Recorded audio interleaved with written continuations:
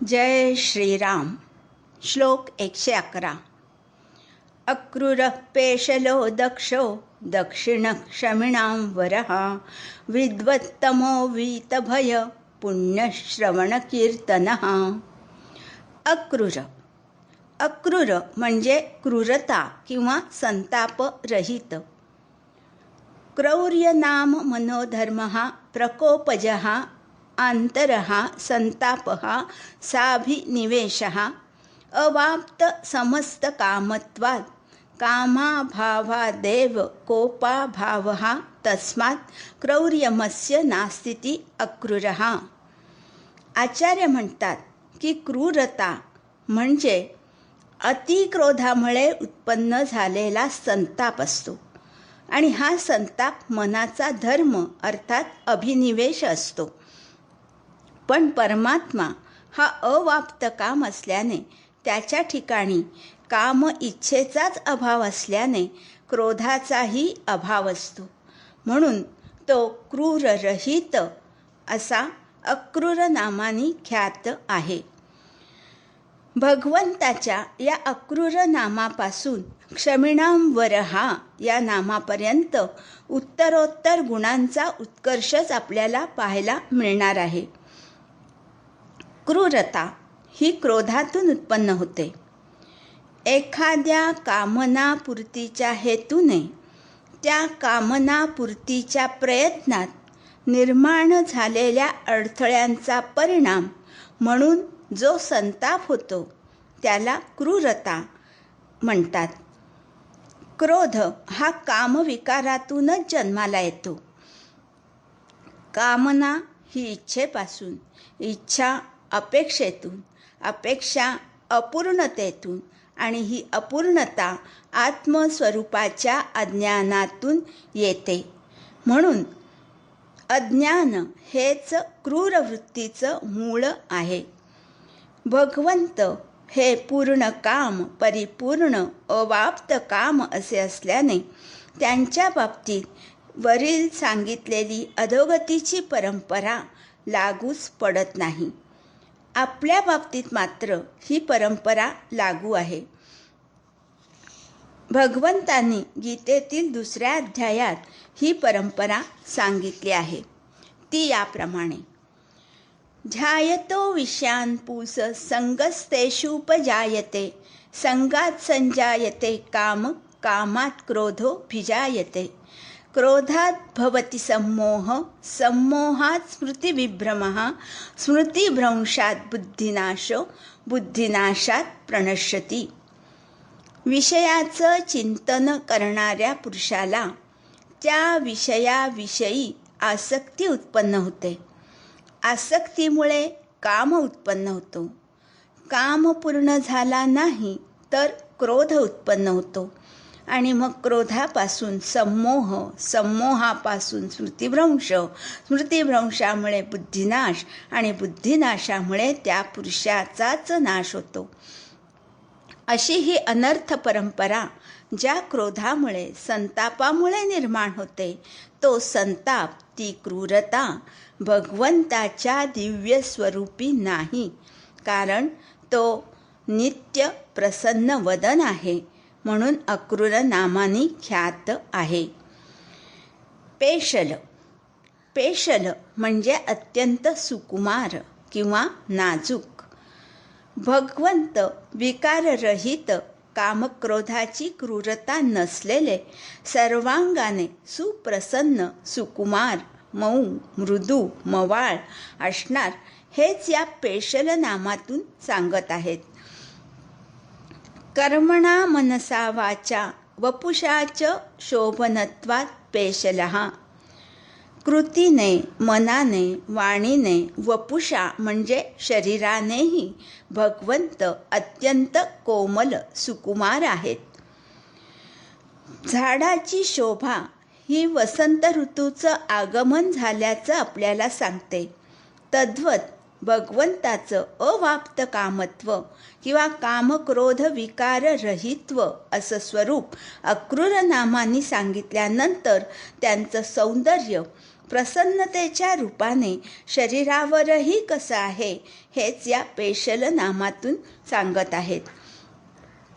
भगवंताचे चरण, आचरण, विचरण आणि मुखकमल हे सुकुमार, मृदू, मवाळ आहे.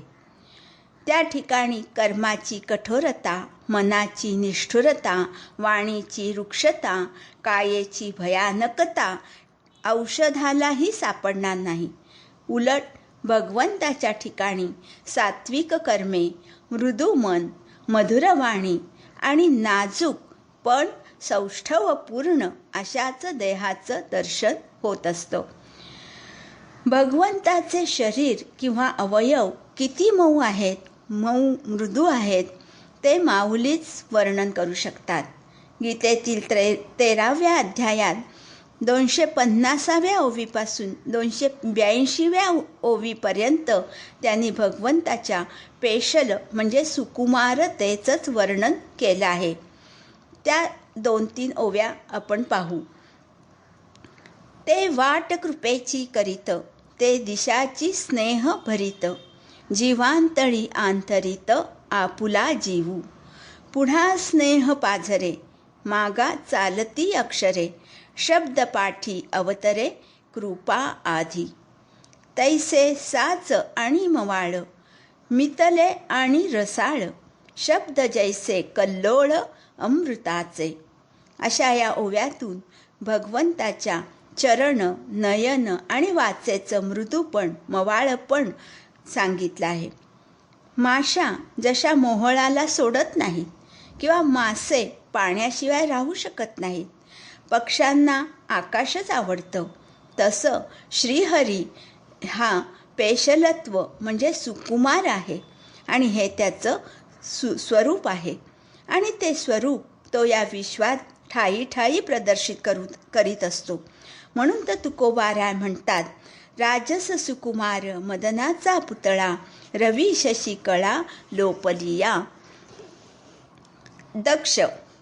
दक्ष म्हणजे वाढलेला, विस्तारलेला किंवा शक्तिशाली आणि त्वरित कार्य करणारा, तत्पर असाही दक्ष याचा अर्थ आहे. परमात्मा हा मऊ, मृदू, सुकुमार असा आहे. म्हणून तो नाजूक असेल असं वाटेल, तर तो नाजूक नाही हेच या दक्ष नामातून सांगत आहेत.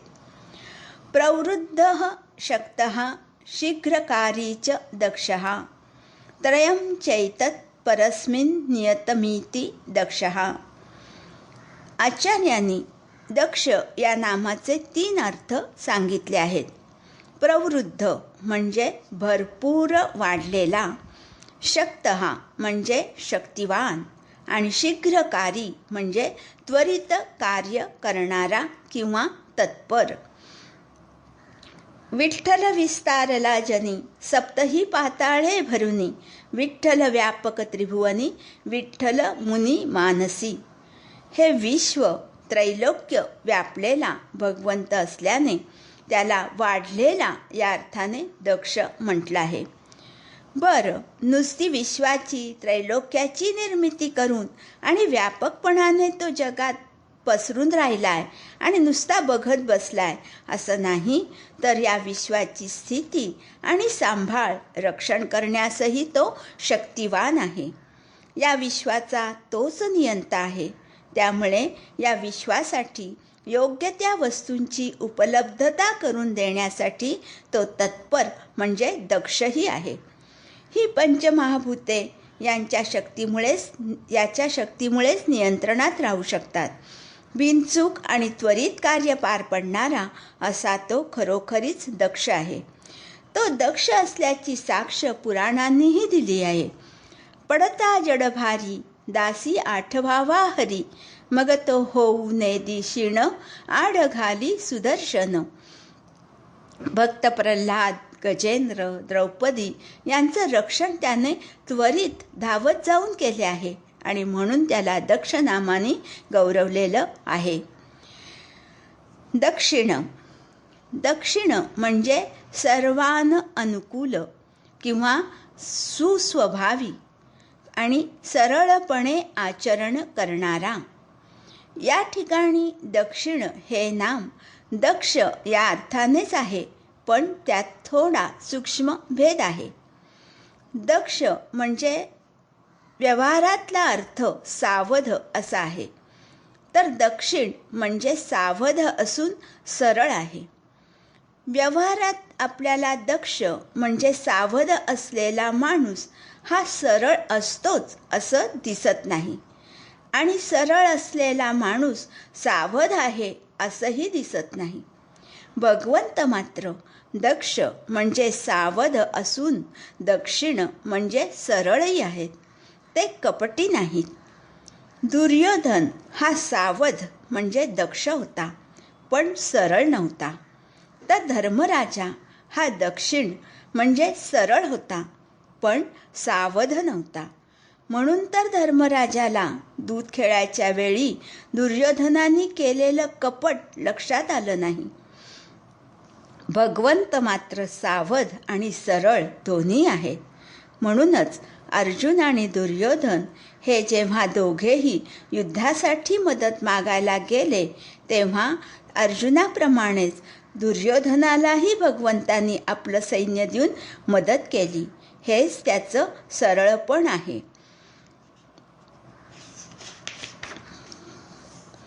दक्षिण म्हणजे रुजू, आर्जवी, सरळ स्वभावाचा असाच अर्थ येथे मान्य झाला आहे. तो समोहम सर्वभूतेषु न मे द्वेषोऽस्ति न प्रियः असाच आहे. तो आर्जवी आहे, उजवा म्हणजे सरळ आहे, स्वार्थरहित आहे, तसंच सर्वांचं हित पाहणारा असाही असल्याने दक्षिण नामाने ख्यात झाला आहे. क्षमिणां वरः, क्षमिणां वर म्हणजे क्षमाशील असणाऱ्यांमध्ये श्रेष्ठ असणारा, समर्थांमध्येही समर्थ असा असणारा. परमात्मा हा सर्वांचेच अपराध अगदी सहजपणे सहन करतो, म्हणून तो क्षमिणां वर आहे. क्षमावतां योगिनांच पृथिव्यादीनां भारधारकाणांच श्रेष्ठ इति क्षमिणां वरः. क्षमया पृथ्वी सम.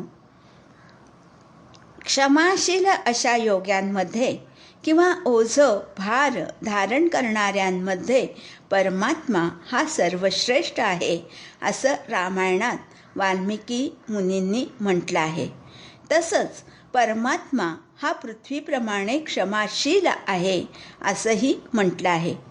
संपूर्ण ब्रह्मांडास धारण करूनही पृथ्वी कधी त्या ओझ्यामुळे दुःखी किंवा कष्टी होत नाही. तिच्यावर अत्याचार केले तरी ती शांतच राहते. तद्वत भगवंत या विश्वाच्या उत्पत्ती स्थिती लयाचं ओझं घेऊन त्याला इतर कोणी दूषणही देतात, तरीही त्याबद्दल कुठलीही प्रतिक्रिया व्यक्त न करता तो शांतच असतो. हा क्षमेचा गुण असल्याने तो क्षमिणां वर नामाने ख्यात आहे. तसंच क्षमिण म्हणजे शक्तिसंपन्न असाही अर्थ आहे. परमात्मा हा सर्व शक्तिमान असल्याने सर्वच कर्म करण्यास तो समर्थ असा आहे. परमात्म्याकडे सहनशीलता आणि सामर्थ्य दोन्ही असल्याने तो क्षमिणां वर या नामास पात्र झाला आहे. विद्वत्तम. विद्वत्तम म्हणजे सर्वश्रेष्ठ ज्ञानस्वरूप असा.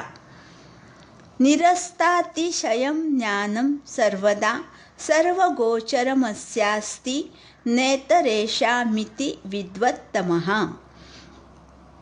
नित्यत्वाने सर्व वस्तू जाणणारा ज्ञानस्वरूप, सदाच सर्व काही जाणणारा असा असल्याने त्याला कोणतंच ज्ञान नाही असं नाही, आणि म्हणून तो विद्वत्तम नामाने ख्यात आहे. भगवंत विद्वत्तम म्हणजे ज्ञान आणि अज्ञान याही पलीकडचे ज्ञान स्वरूप असे आहेत. निरुपाधिक असं हे परमात्म चैतन्य एकच एक आणि सर्वाधिष्ठान असं असल्याने सर्व वस्तूंना तो सदैव जाणतच असतो. नव्हे, जाणणं हेच त्याचं स्वरूप आहे. ज्ञान अज्ञान या जीवाच्या वृत्ती आहेत. तो प्रकाशस्वरूप ज्ञानस्वरूपच आहे. म्हणून देहाला जो जाणतो त्याला विद्वान म्हणतात. आत्म्याला जो जाणतो त्याला विद्वत्तर म्हणतात. आणि ज्याला स्वरूप ज्ञान आहे त्याला विद्वत्तम असं म्हटलं आहे. या ठिकाणी जाणतेपणाचा, ज्ञानाचा त्याला अभिमानही नाही आणि ज्ञेय वस्तूंचाही त्याच्याशी संबंध तो येऊ देत नाही, असा तो विद्वत्तम आहे. वीतभयः. वीतभय म्हणजे भय नसलेला, निर्भय. ज्ञानघन शुद्ध ज्ञानस्वरूप असा परमात्मा हा वीतभय असणं स्वाभाविकच आहे. कारण भय हे अज्ञानात किंवा द्वैतात असते. अद्वैत स्थितीत कुणाचं कुठलं भय राहणार? परमात्मा हा सदैव स्वरूप स्थितीत अद्वैती असल्याने त्याला भय नाही. म्हणून तो वीतभय नामाने ख्यात आहे. वीतं विगतं भयं संसारिकं संसारलक्षणं वा अस्येति वीतभयः सर्वेश्वरत्वान् नित्यमुक्तत्वाच्च. परमात्मा हा नित्यमुक्त आणि सर्वेश्वर असल्याने त्याच्यापाशी सांसारिक भयाचाही लेश नाही. विद्वत्तम आणि वीतभय अशी ही जोडनामे सहेतुकच आली आहेत. जसा प्रकाशदीप अंधकाररहित असतो, तद्वत ज्ञानस्वरूपाच्या ठिकाणी भय नसतंच. ज्ञानी पुरुषाला ज्ञानाने अज्ञान दूर करून मग भयाचा निराश होत असतो, तेव्हा तो भयमुक्त होतो. तसं परमात्म्यासंबंधी भयमुक्तता होण्याचं कारणच नाही. कारण तो ज्ञानघन असल्याने त्याच्यापाशी अज्ञान नाही. अज्ञान नाही म्हणून द्वैत नाही. द्वैत नाही म्हणून भय नाही. म्हणून तो भयमुक्त नसून भयरहित असाच आहे. जसा सूर्याला अंधार माहीत नाही, तद्वत परमात्म्यालाही भय माहीत नाही. म्हणून अज्ञानी हा भयग्रस्त असतो, ज्ञानी हा भयमुक्त होतो, तर भगवंत हा भयरहितच असतो. सर्वांचा जो ईश्वर, त्याला कोणाचं भय असणार? लौकिकामध्ये आपण म्हणतो की नाही की दादालाही कुणीतरी वरचढ दादा मिळतोच, शेरात सव्वाशेर असतोच. तसा हा परमात्मा सर्व दादांचा दादा आहे आणि म्हणून तो निर्भय आहे. तसंच तो नित्यमुक्त आहे. त्याला या संसाराचं जन्ममरणाचं बंधन नाही, असा तो वीतभय आहे. पुण्यश्रवण कीर्तनः. ज्याच्याबद्दल ऐकणं आणि ऐकलेलं इतरांना सांगणं हे पुण्यदायक असतं. परमात्मा हा चिद्घन दुःखरहित असल्याने त्याच्या संबंधीचं गुण ऐकणे आणि गुणगान करणे हे पवित्र आणि पुण्यस्वरूप असं म्हटलं आहे. नहि ज्ञानेन सदृशं पवित्रमिह विद्यते. या जगात ज्ञानासारखी पवित्र करणारी दुसरी कोणतीही वस्तू नाही. आणि ते ज्ञान मिळवण्यासाठी भगवंत हेच एकमेव साधन आहेत. कारण भगवंत हे ज्ञानस्वरूप आहेत. म्हणून भगवंताच्या रूप गुण सामर्थ्यांचं कीर्तन प्रवचन ऐकल्यानं या देहाला पवित्रता येऊ शकते. देहाला पवित्र पुण्यवान करणारा याच अर्थाने हे पुण्यश्रवण कीर्तन नाम आलं आहे. पुण्यं पुण्यकरं श्रवणं कीर्तनं चास्येति पुण्यश्रवण कीर्तनः. ज्याचे संबंधी ऐकणं आणि सांगणं या दोन्हीही पुण्यप्राप्ती करून देणाऱ्या गोष्टी आहेत. तेथ सकळ दुःखधामे भुंजीजती मृत्युजन्मे, तिथे तिये दुर्गमेची सुगमे होती तुझ. परमपवित्र आणि भयरहित असं भगवंताचं गुणश्रवण हे पुण्यदायी आहे. सर्व शास्त्र, पुराणे आणि संतांनीही मुक्तकंठाने सांगितलं आहे.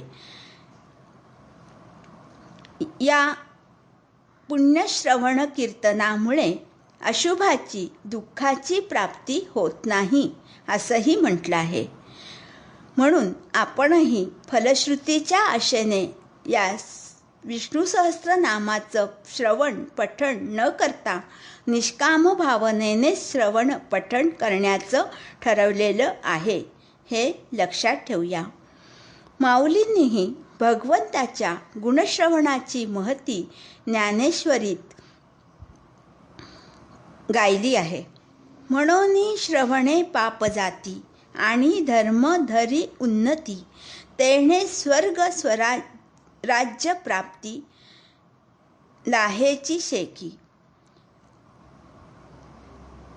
आपल्याकडचं भागवत, गीता, ज्ञानेश्वरी आणि तत्सम इतर ग्रंथांचं, स्तोत्रांचं श्रवण पठण करणाऱ्या जीवाला जीवनातील ऐहिक, पारत्रिक, आध्यात्मिक आणि पारमार्थिक अशा चारही गोष्टींचा लाभ होतो.